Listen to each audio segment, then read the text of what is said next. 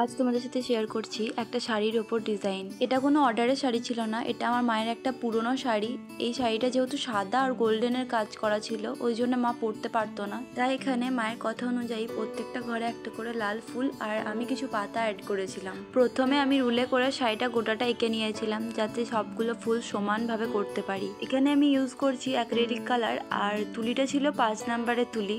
এখানে আমি কিছু কথা বলে রাখি, যারা প্রথম কাজ করছো তাদের জন্য। তোমরা যারা শাড়ি বা ব্লাউজের ওপর পেন্ট করতে চাইছো তারা কিন্তু শাড়ি বা ব্লাউজের তলাতে একটা খবরের কাগজ বা বোর্ড কিছু একটা দিয়ে নেবে, তারপরে কাজটা শুরু করবে, না হলে মেঝেতে লেগে যেতে পারে আর পরে তুলতে খুব সমস্যা হবে। কাজ কমপ্লিট করবার পর রংটা হালকা শুকিয়ে নিয়ে তারপরে খবরের কাগজটা সরিয়ে নেবে, না হলে খবরের কাগজটা শাড়ির সাথে আটকে যেতে পারে। 1 মাস মতো হাতে সময় থাকলে তবেই আমি শাড়ির অর্ডারটা নিই, না হলে শাড়ি কাজ করতে অনেকটা সময় লাগে। এখানে আমার শাড়িটা পুরোটা কমপ্লিট হয়ে গেছে, কিন্তু কমপ্লিট হওয়ার পর দেখলাম 4টে না 5টার মতন ঘর ফাঁকা রয়েছে, সেটা আমি পরে পূরণ করে দেবো।